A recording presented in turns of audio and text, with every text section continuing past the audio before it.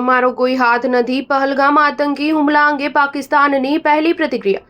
જમ્મુ કાશ્મીરના પહલગામના બેસરનમાં મોટો આતંકી હુમલો થયો હતો, જેમાં 26 લોકોના મૃત્યુ થયા છે તેમજ ડઝનેકથી વધુ લોકો ઇજાગ્રસ્ત થયા હતા, જેમની હાલ હોસ્પિટલમાં સારવાર ચાલી રહી છે. એવામાં હુમલાને લઈને પાડોશી દેશ પાકિસ્તાનની પહેલી પ્રતિક્રિયા સામે આવી છે. પાકિસ્તાનના સંરક્ષણ મંત્રી ખ્વાજા આસિફે કહ્યું કે આ હુમલા સાથે અમારા કોઈ સંબંધ નથી.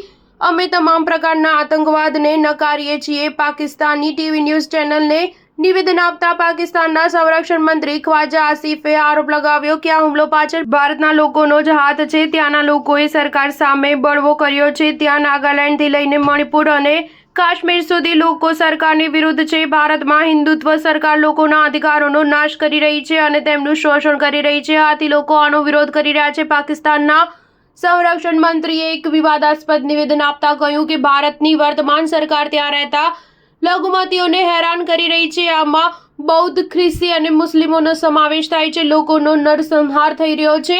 લોકો આની સામે અવાજ ઉઠાવી રહ્યા છે. આવી આતંકી ઘટનાઓ સાથે અમારો કોઈ સંબંધ નથી. હું આવા હુમલાઓની નિંદા કરું છું. ખાસ કરીને નાગરિકો પર આવા હુમલા ન કરવા જોઈએ. સ્ટાર ન્યૂઝ 7 હંમેશા સચ્ચાઈની સાથે.